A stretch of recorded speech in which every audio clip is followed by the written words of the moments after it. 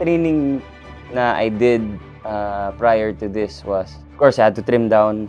Kailangan kong payat since war nga siya. So, that's one of my preparations. And the second would be my learning Nihongo dahil this is a different level of learning a language dahil mas mahaba yung mga Japanese lines ko. My scenes are really heavy most of the time. I had to incorporate memorizing the Japanese language while still focused on the emotions. Mentally preparing myself din dahil heavy drama teleserye. And I would say this is the most challenging teleserye I have done in my life. And obviously, I'm with the likes of Dennis, Alden, Sanya. Si Barbie naman, sanay na ako sa kanya. Para mag-prepare naman sa role, nanood ako ng mga docu about sa World War II noon. Ay, nakausap ko yung mga comfort women na buhay pa ngayon. Grabe yung pagkakagawa nito. As in, yung script ramdam mo na agad, binabasa mo pa lang. Malaking bagay yun for me. Ibang klase ngayon yung mga artista dito sa Pulang Araw. Dahil nandun yung tutok sila, inaaral nila, alam nila at kilala nila yung bawat character na ginagampanan. Hindi lang isang tao ang nagpo-focus, kundi lahat, pati production.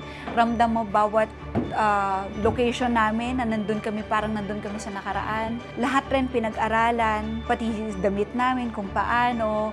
Talagang paulit-ulit kahit sa buhok natin, makikita natin kung gaano ay sandali lamang yung buhok, kailangan napapanahon rin talaga. So malaking bagay yan para mas paniwalaan tayo habang pinapanood at maramdaman rin natin, may balik tayo doon sa panahon na yon habang pinapanood natin itong Pulang Araw. Pag-aral ng ibang lengguwahe, tulong ng aming translator dito. Sila yung tumutulong sa amin para mag-prepare, lalo na marami kaming mga Japanese lines na kailangan maging convincing at maging period correct dahil ng panahon na yon. Iba rin yung Nihongo na ginagamit ng mga Japanese, lalo na yung mga nasa military, kasi mas doon mo makikita yung hierarchy at nag-iiba yung tono, yung pag-address sa bawat tao. So maraming detalye na kailangan.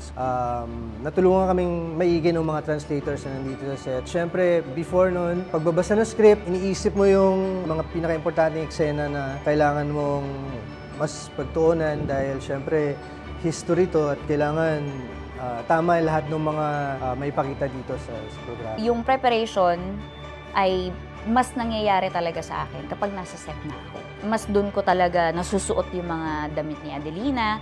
Nandito tayo sa mga klase ng locations na talagang dinadala tayo sa setting ng 1940s. So, mas madali para sa akin na mag-characterize at mag-prepare para sa mga eksena pag nandito na ako.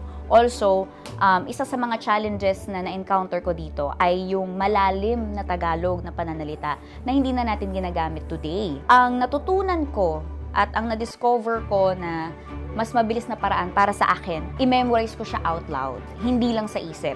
Basahin ko siya, pag-ulit-ulitin ko siya hanggang sa masanay yung dila ko sa ganun. Likha, munting, yung mga ganun, iyon, iyan. Kasi yung mga simpleng salitang gano'n, hindi naman na natin ginagamit sa panahon natin ngayon. Pulang Araw kasi, binuo kasi siya ng napakahabang panahon. So talagang si Mrs. Doctolero, ang ating head writer, yung atensyon sa detalye at pagsasabuhay ng mga kwento ng iba-ibang taong mga nakausap ng ating creatives ang inilagay dito sa istorya natin. Hindi katanghiisip lamang yung mga pagkikwento natin. Base po ito sa tunay na kwento ng mga tao na nabuhay during World War II, which is the Japanese occupation. Yung preparations namin dito, hindi talaga madali dahil ngayon ako nakaranas ng isang legacy serye pagkatapos kong gawin ng ilustrado.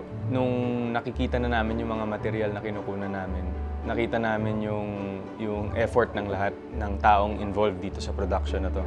And nakaka-proud lang kasi at least yung mensahe na gusto natin iparating sa mga manonood, yun yung nagiging tingin ng mga tao ngayon based nga dun sa mga nakikita nila na materials na ume-ere for Pulang Araw. Kaya nakakatuwa, nakaka-proud at saka mas lalong gusto pa namin pag-iktingin ng aming efforts. Hindi lang to show para sa network, hindi lang to show para sa audience. Ito ay show para sa Pilipinas at mga Pilipino sa buong mundo.